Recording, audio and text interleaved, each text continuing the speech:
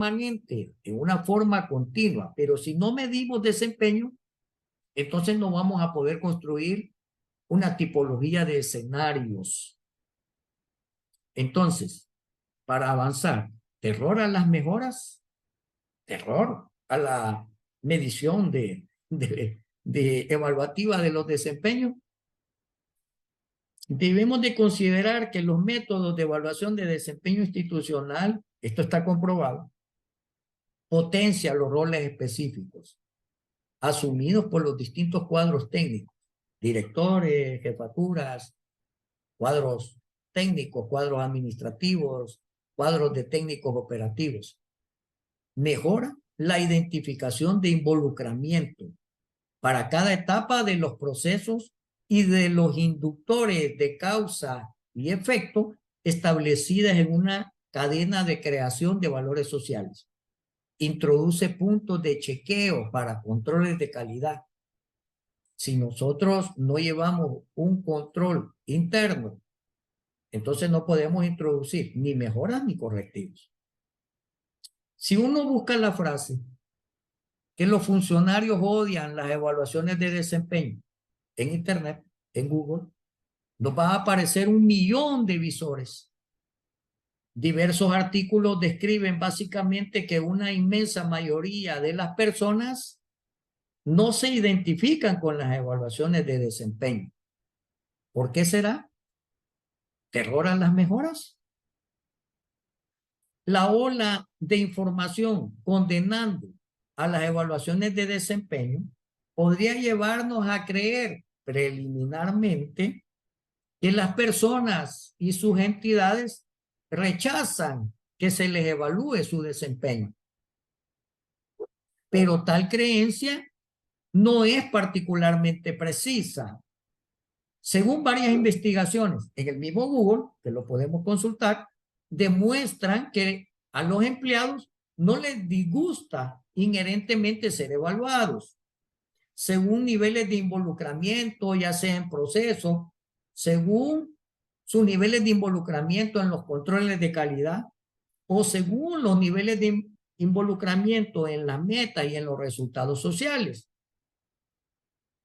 No necesariamente les disgusta. Entonces, ¿cuáles son las evidencias a favor? Bueno, varios estudios e investigaciones están muy de acuerdo, las personas, los funcionarios, en que les den retroalimentación para crecer formativamente, para mejorar en sus campos profesionales, en las expectativas institucionales de rendimiento, de productividad, en la articulación de logros corporativos, en atención a la participación grupal como equipos de trabajo, en proveer y prestar mejores servicios públicos. Otra evidencia a favor. Lo que a los empleados, incluyendo a los funcionarios de entidades públicas, no les parece o están en desacuerdo, es que se les evalúe sin saber anticipadamente que se realizarán ejercicios evaluativos de sus desempeños individuales, de sus desempeños como equipo, dentro de procesos específicos, y cada cuánto se van a realizar. ¿Por qué? O los propósitos explícitos que se persiguen con las evaluaciones, o en función de qué criterios se verificarán procesos evaluativos. Nuestra experiencia también corrobora la necesidad de la gestión comunicacional de estos importantes tópicos de manera anticipada. La necesidad de gestión comunicacional que al mismo tiempo de que se sistematiza el documento de planificación operativa, en el mismo se debe de incorporar el aspecto de medición de los desempeños grupales, individuales, de las metas de proceso, de las metas de resultado.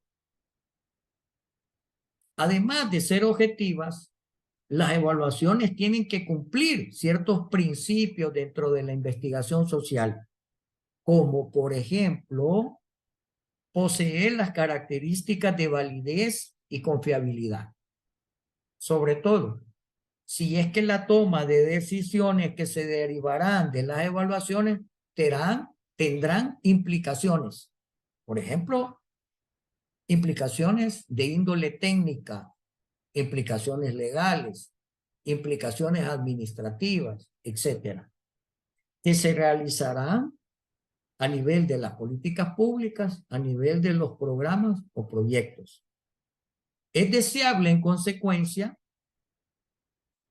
que las mediciones, que los procesos evaluativos estén fundamentadas y socialmente apropiadas, de manera individual, de manera grupal, por el conjunto de los distintos equipos, que como ya vimos, no solo el gasto corriente. La gestión de la administración pública es realizada por profesionales con experticia, con competencias. La gestión de la formación de capital no se hace sola, se hace en conjunto con la gestión de los cuadros de profesionales. Entonces, no es que exista temor a las mejoras. Lo que a veces ha sucedido es que hay una baja gestión comunicacional y lo que hay que hacer es elevar los niveles informativos sobre las herramientas evaluativas. ¿Cualquier evaluación es buena? Veamos qué es lo que propongo. Lo que estoy proponiendo es que debe haber una compatibilización de los diversos intereses. Los intereses individuales, de crecimiento profesional individual, los intereses grupales de mejora en los procesos que desarrollan los distintos equipos. Entonces, compatibilizar los diversos intereses, sean estos de índole privativa, grupal, sectorial, comunales, dependen de las distintas visiones acerca de la cohesión social alrededor de una necesidad común o de las aspiraciones surgidas de las necesidades colectivas como miembros de una sociedad. Los procesos de evaluación en ese sentido surgen o deben surgir como parte de consensos y distintos intereses alrededor de las intervenciones que desde el Estado se realizan para atender demandas sociales y sus modalidades de ejecución a nivel de programas, proyectos o políticas públicas, presentándose necesidades de información diferenciadas según grupos de intereses y los focos de atención con los que se sentirán más comprometidos los grupos de intereses según sus distintos roles en el contexto de la gestión de las políticas públicas. Veamos algunos ejemplos. Dependiendo, además de los roles, ¿qué rol ocupo yo dentro de un proceso? ¿Qué rol ocupo yo dentro de las comunidades? Además de los roles, sobre todo, de los propósitos y de las finalidades deseadas. Si se adecúan los métodos para las evaluaciones que sean pertinentes llevarse a cabo, sobre todo cuando queremos medir niveles de desempeño. Acá un ejemplo. Por el lado izquierdo tenemos los grupos de audiencias, ¿sí? Y por el lado derecho tenemos los focos de interés o los focos de evaluación. Por ejemplo, puede haber un interés en evaluar diseño, puede haber un interés en evaluar gestión, puede haber un interés o un foco de evaluación que busque a nivel de resultados. Entonces, los grupos de audiencias, según los focos de interés, van a considerar ciertas variables, ¿sí? Por ejemplo, la variable del contexto y la variable de objetivos está más relacionado con el foco de interés o de evaluación del diseño. La variable de los recursos, de los niveles de ejecución o de las funciones, equivale en este caso a los procesos, está más relacionado con el foco de interés de la gestión. Si lo que vemos es los beneficiarios, la población objetivo, los efectos o el impacto, está más relacionado con el foco de evaluación de los resultados. A cada grupo de audiencia le va a interesar un foco de evaluación y un conjunto de variables o de dimensiones que están involucradas con el foco de interés o con lo que denominamos acá foco de evaluación. Y aquí se puede ver.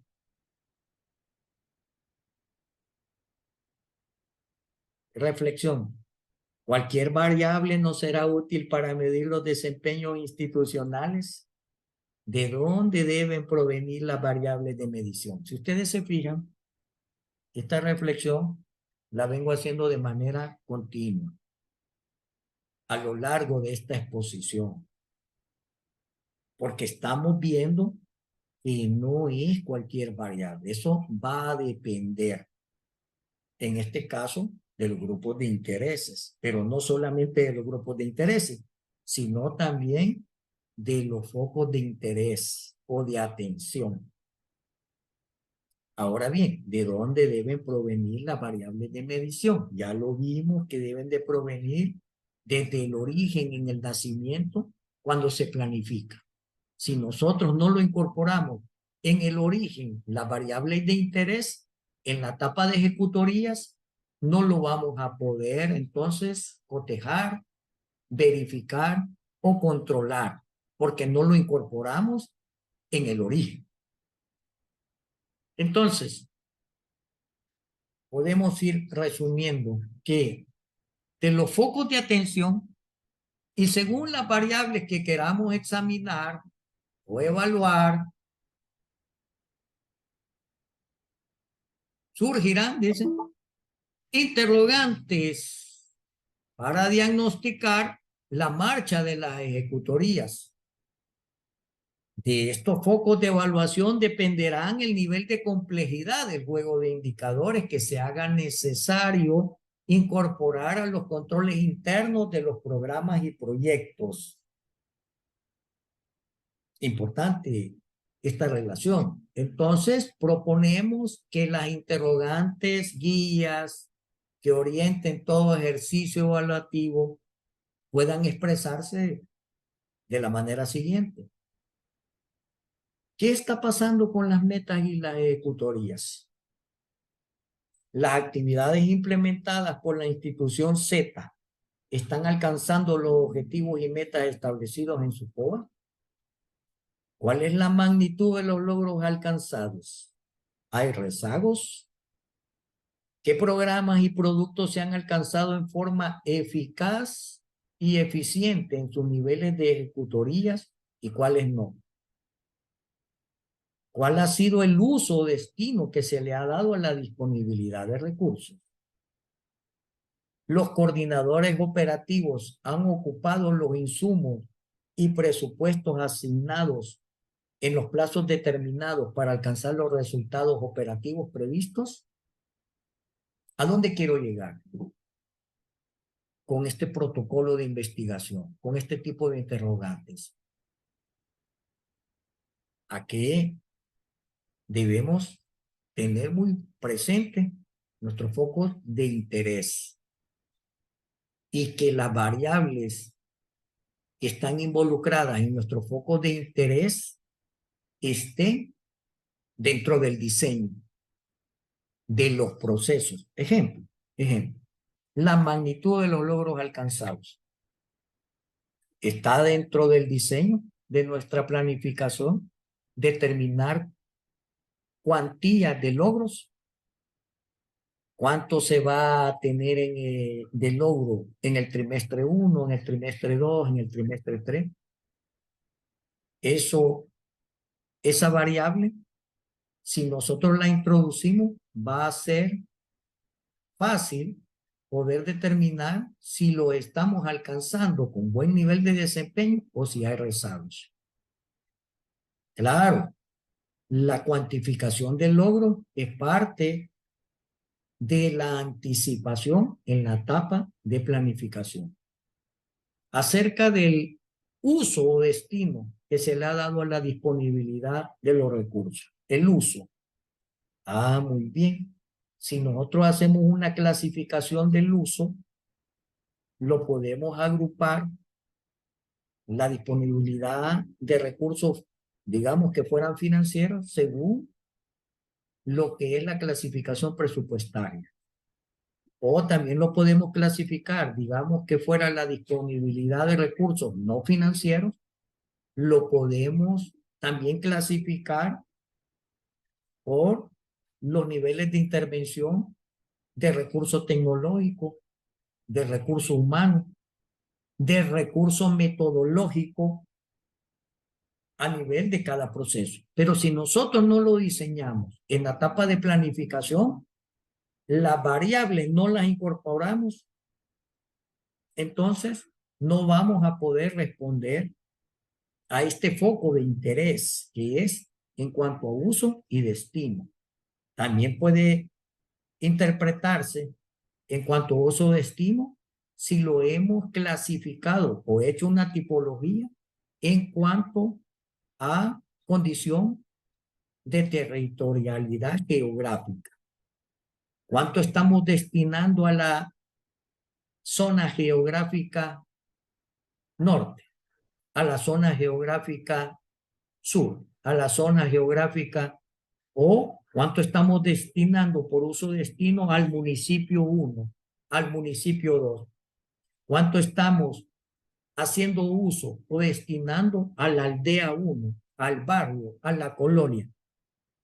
Entonces, los focos de interés y el tipo de información, de data o de registro en las ejecutorías no lo vamos a identificar si no lo incorporamos desde el origen en la etapa de planificación, así como vimos allá en las filminas anteriores los distintos pasos que hay que dar para que nos facilite la herramienta de evaluación de desempeños. Entonces, estas interrogantes no deben hacerse a posteriori, sino que deben de hacerse desde el origen cuando estamos planificando, porque ahí vamos a ver la necesidad de los focos de atención y según las variables que queramos examinar posteriormente en la etapa de ejecutorías. Ya casi voy concluyendo. He tenido, es cierto, dificultades, pero las hemos logrado subsanar. Vayamos adelante. La herramienta de evaluación es un procedimiento complejo, no de sentido común. Más bien es una disciplina dentro de la investigación social y debe considerar tanto el enfoque de los procesos en los que intervienen los recursos financieros y no financieros, como también debe de considerar el enfoque de los resultados, en el que intervienen también los recursos financieros y no financieros. Estos dos enfoques, enfoque de proceso, enfoque de resultados, hacen referencia a la evaluación formativa o hace referencia a la evaluación sumativa respectivamente. Y por eso está coloreado. Lo que está en amarillo, el enfoque de resultados, también se denomina evaluación sumativa. Y lo que está en el otro color, el enfoque de los procesos, también se denomina evaluación formativa. En el contexto del diseño de las intervenciones gubernamentales, la relevancia de atender a una problemática, la relevancia de un diseño coherente de la respuesta Y el grupo beneficiado o afectado, sin duda significará prestar atención en forma integral tanto a lo estratégico como atención a lo operativo, a lo estrictamente operativo. No pueden estar desligados. Su interrelación, su vinculación de recursos, el tipo de gestiones oportunas a lo largo de la influencia de una política pública, programa o proyecto, debe de mantener esa coherencia, esa vinculación. Y debemos, por consiguiente, la evaluación de desempeño, aplicarla dentro de los dos enfoques, en atención a los resultados, que tiene que ver con los aspectos estratégicos, y en atención al enfoque de procesos que tiene que ver con los aspectos operativos. Eso es lo que estamos planteando en esta filmina. Entonces, distinguir cuáles han sido los procesos implementados que se han seguido para generar en el programa o proyecto experiencias exitosas, implica prestar atención a la evaluación formativa, o sea, al enfoque de procesos. En tanto, la observancia o el foco de atención centrada en los resultados e impactos alcanzados por los proyectos implica la evaluación sumativa, o sea, el enfoque en atención al foco de lo estratégico. Esto nos está llevando a establecer algunos elementos que vamos a configurar en la siguiente filmina. Déjenme ver. Y estos aspectos nos van quedando con los colores asociados. Y entonces vamos a ver. Permítanme que...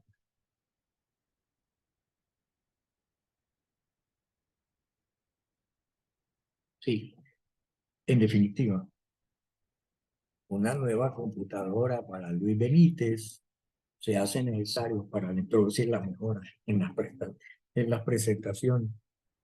Vamos a ver. Es que esta computadora ya es viejita. Lo que no es viejito es el tipo de contenido que le estamos dando.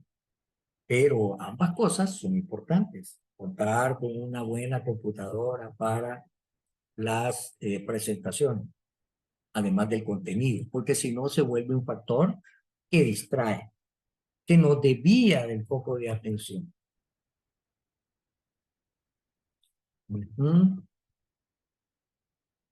Déjenme ver si dejo de compartir, que creo que fue la solución que le di. Y vuelvo a compartir, sí. Entonces, como salida un poco complicada, pero no me deja otra alternativa. Acá está. Entonces de ahí busco donde me quedé. Es cierto que ya encontré una solución, pero no deja de ser por ello algo que me distrae. Pero acá está.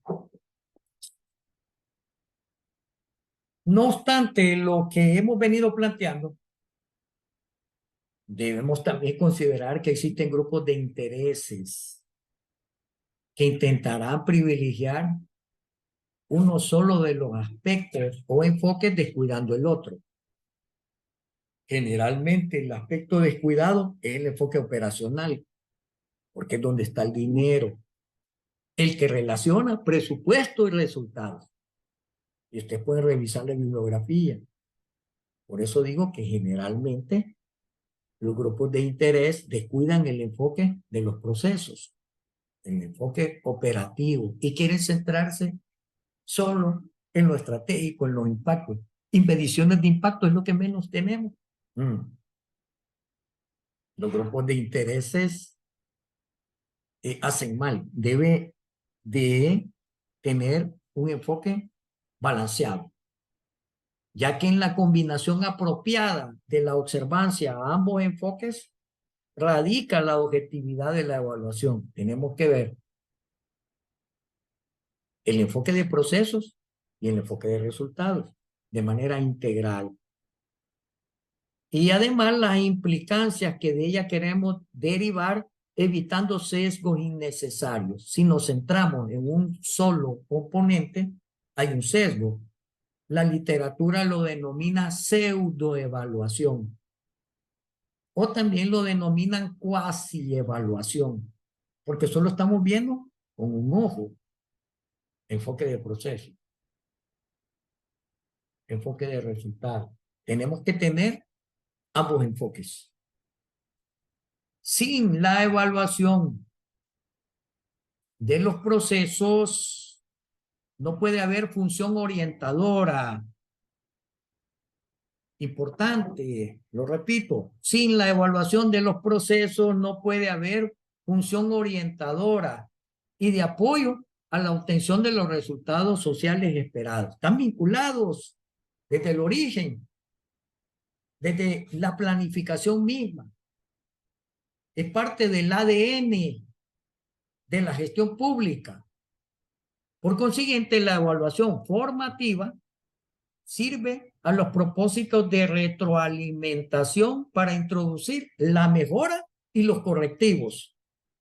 Recuerden que una de las finalidades de la evaluación del desempeño es poder incidir en riesgos, avisorar los riesgos, construir escenarios para introducir mejoras y para introducir correctivos. Por consiguiente, se debe realizar mientras los programas y proyectos están en la fase de ejecución, para que la mejora y los correctivos puedan incidir en los programas y en los proyectos. Detecta anticipadamente capacidades, competencias operativas, niveles de productividad, metas logradas y lo que no se cumplió. Es decir, proporciona una retroalimentación. Importante este tópico cuando los colegas y los equipos de trabajo incidían en que tocáramos esta temática. Entonces, debe ser fácilmente asimilable para potenciales lectores, para potenciales audiencias, que la evaluación del desempeño institucional conlleva una serie de ventajas que sin su implicación probablemente no se manifestarían en las entidades. Es decir, por generación espontánea no vamos a poder visualizar escenarios. Por generación espontánea, sin contar con variables, sin contar con focos de interés, sin contar con un protocolo de indagación acerca de los niveles de desempeño institucional, probablemente no podríamos entonces estar en una posición ventajosa. Dichas ventajas, de acuerdo a múltiples estudios y experiencias propias, las podemos resumir que son significativas para influir en los siguientes componentes operacionales dentro de las instituciones prestadoras de los servicios públicos. Y aquí está, en resumen, la utilidad. ¿Qué componentes? Bueno, uno de los componentes es el diseño y el clima organizacional adecuado en las entidades que lo aplican. Otra utilidad es que proporciona evidencias acerca de qué áreas, qué componentes requieren apoyo, fortalecimiento, cuáles procesos requieren correctivos y cuáles otros aportan las mejoras. Interesante poder distinguir a dónde hay debilidades en los procesos para corregirlo y también nos permite distinguir a dónde en los procesos es de donde proviene el aporte de las mejoras.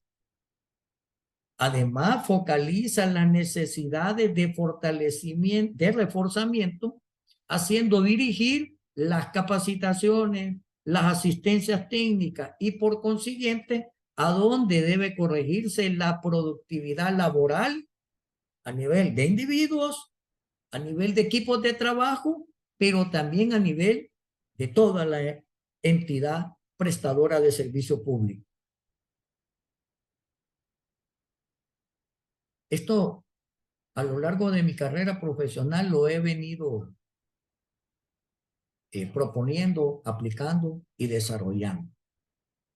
Y también vemos que los tipos de evaluación aplicados en el sector público desde el año 2000 hasta la fecha actual pueden hacer una caracterización o una tipología en estos tres formas: la evaluación de impacto, la autoevaluación institucional, las evaluaciones de diseño y de ejecución presupuestaria. Por ejemplo, detengámonos en la autoevaluación institucional. Esto lo estamos retomando de un documento que preparamos en junio del 2011, la licenciada Griselda Díaz y el licenciado Luis Benítez Guisa. Y si nos detenemos en la autoevaluación institucional, se trata de hacer una valoración y reflexión propia, las entidades, los equipos que integran los procesos, que debe ser llevado a cabo por las unidades ejecutoras, las gerencias administrativas, las unidades de planeamiento y evaluación, las UPEP. La comunidad misma también puede participar en la autoevaluación.